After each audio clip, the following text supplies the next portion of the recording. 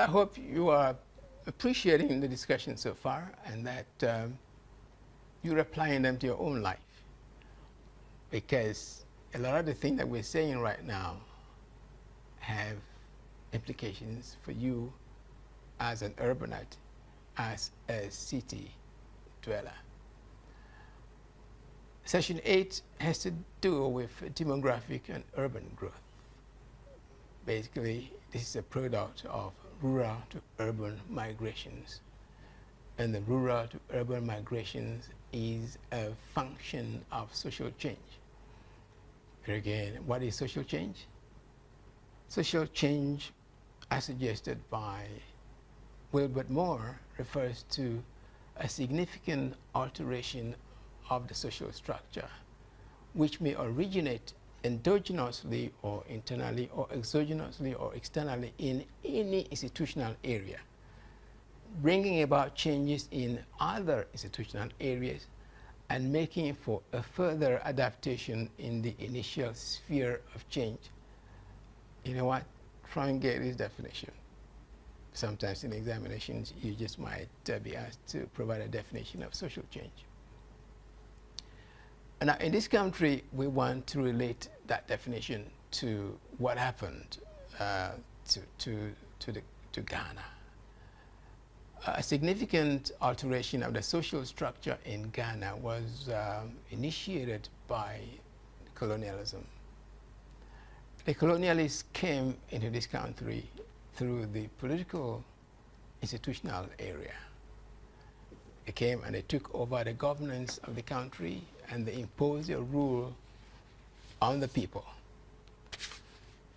As a result of colonialism, all the institutions in this country experienced some changes.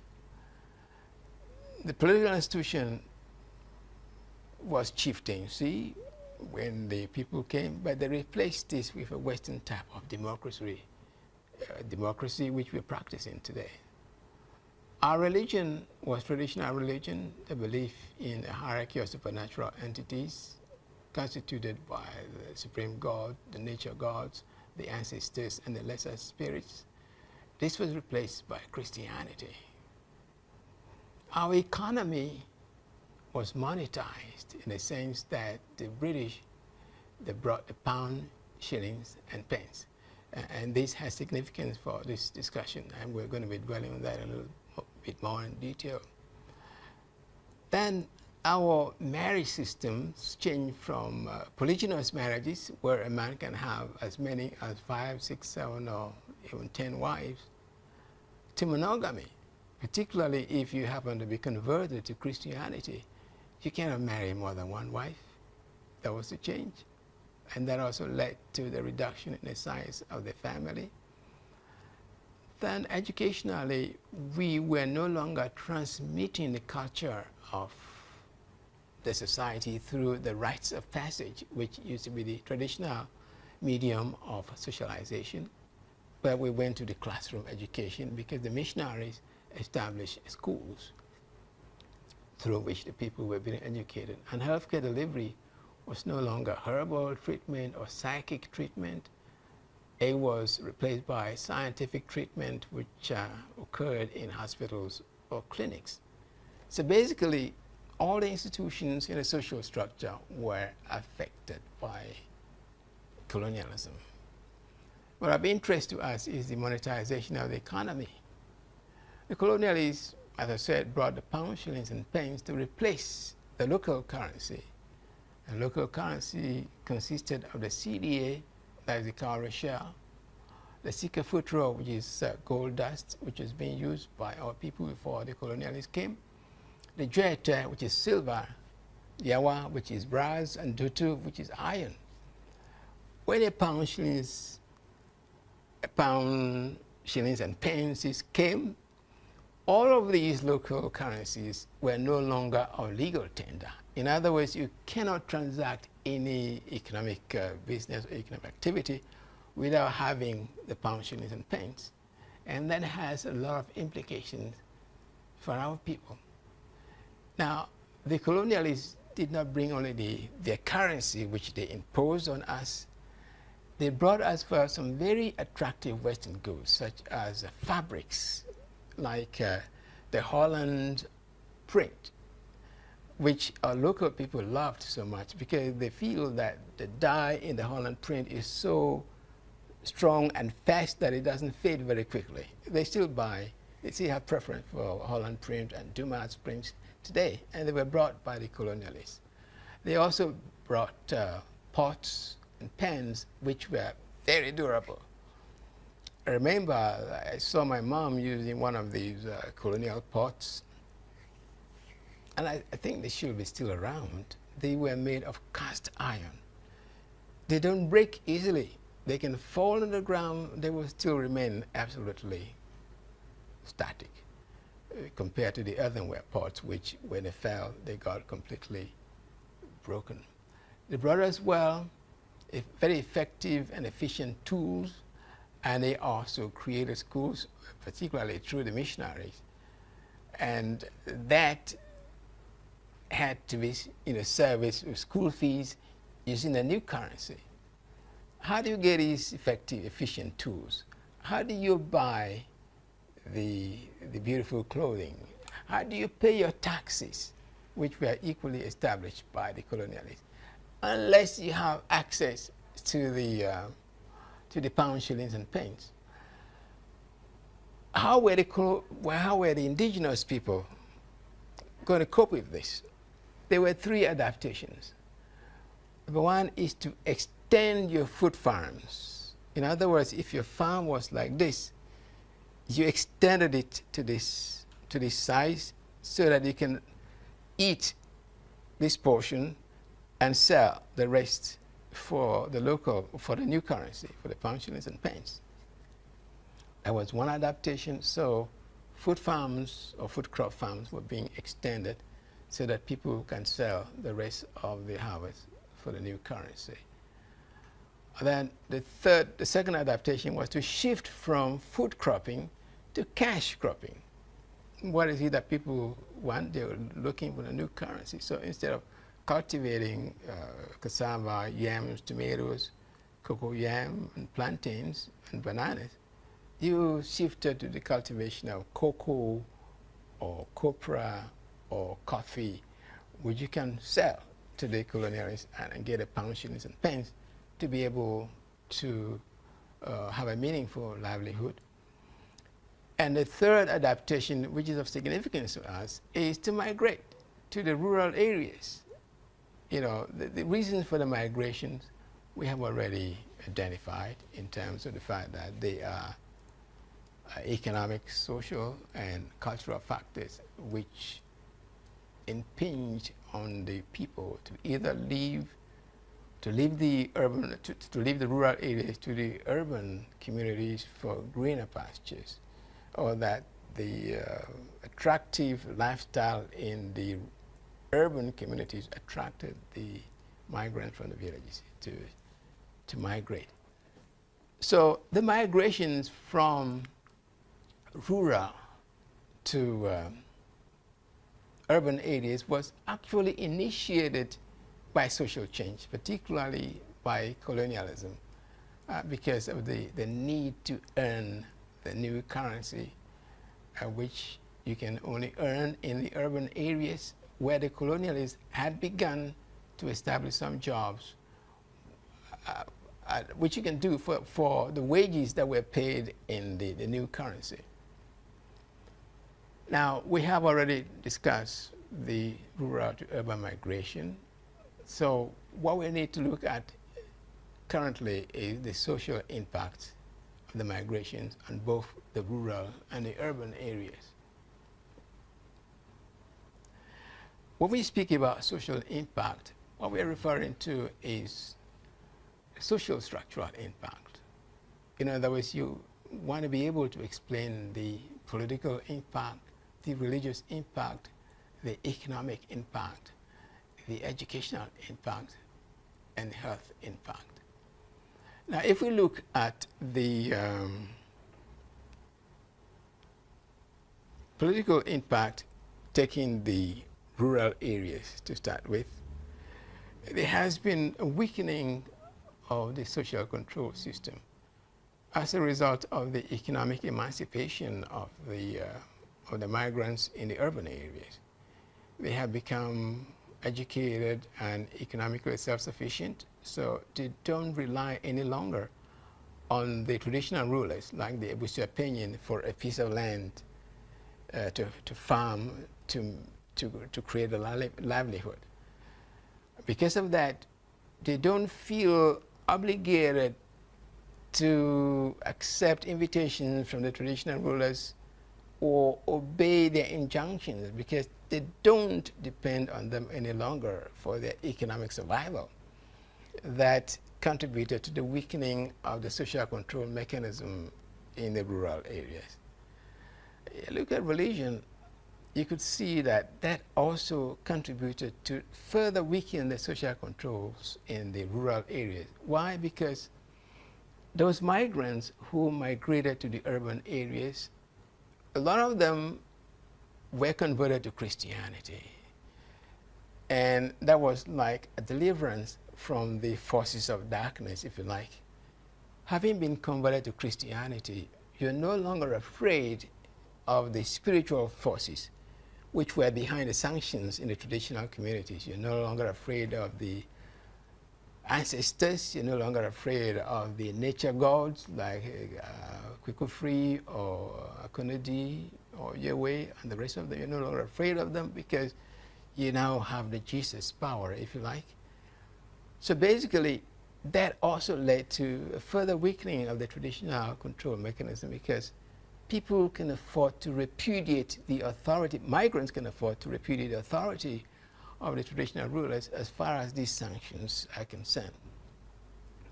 You look at the economic institution, you find that productivity is on a decline. It currently continues to be on the decline, because the majority of the people migrating from the rural to the urban areas are young people. And they are the ones who have the energy to contribute to productivity in the rural areas. They are the ones who go to farm, and they are leaving behind the elderly people, they're leaving behind the women, they're leaving behind the children. And elderly people, women and children don't have enough energy to be able to be as productive as the youth who are leaving the rural areas. So the economic productivity declines. You look at the family, you find that there is a weakening of the extended family obligations, particularly as far as the urban migrants are concerned. They have gotten into a situation where their incomes, even though they're high, they're spending all of those incomes on utilities and catering for their wives and children. So they don't have as much to be able to spend on the traditional family people in terms of the obligation to have to send money to your cousins, your nephews, your uncles. They're able to remit to their parents, and that's about the end of it. So that has contributed somehow to the weakening of the traditional family obligations. You look at the educational institution, and there is a performance which you might refer to as the rising tide of mediocrity that we made reference to in the urban areas, because the good teachers refuse to stay in the villages because of the conditions of life there. So basically, the teachers who remain in the villages to teach, you might say, they are not as competitive as those who may be in the urban areas. So educational standards are bound to decline. And you look at the healthcare institution, the same thing applies. Doctors who left the villages to come to the urban areas to get their training, they refuse to take transfers to the villages because of the conditions of service in the villages. So the villages are left with rudimentary numbers of medical practitioners. Some of them are fakes or quacks, or some clinics are manned by nurses who are not so good. So the bottom line is that healthcare delivery suffers in the rural areas because of the understaffing as well as the underfunding. So this is the kind of impact that the migrations have had on the rural areas. When you look at the urban areas, there are certain impacts as well. Politically speaking, social control weakens as well because, you know, the police numbers, let's say in Accra, are not adequate. The total number of policemen in the whole of Ghana may be around 30 to 35, 40,000. And Accra has a large population to the extent that it is not every community in Accra that has access to police protection, or if you want to say patrolling, preventive patrols in those communities, because they are not accessible. So these communities are very vulnerable to all kinds of crimes, particularly armed robbery. The armed robbers go to areas where they know that the police cannot reach them. So that has led to a weakening of social control in the urban communities. You want to look at religion? There is a mixture of traditionalism and modernity being practiced in the urban areas. You have traditional religion going side by side with Christianity and Islam and the other religions I mentioned much earlier. And occasionally you find that there are some clashes between the two religions. There have been reports in the newspapers of a clash in one of the churches during the Homo season, when the Ga people have placed a ban on noise making, drumming and dancing. And some Wolomé, or traditional religion practitioners, went to attack people in churches because they felt that they were breaking that ban because they were singing and drumming in their church. So all of these create a problem of religious tolerance in the urban communities. When you look at the economy, the major problem, the major impact of migrations on the urban area is over-urbanization. That is the inability of the urban areas to economically cater for all migrants.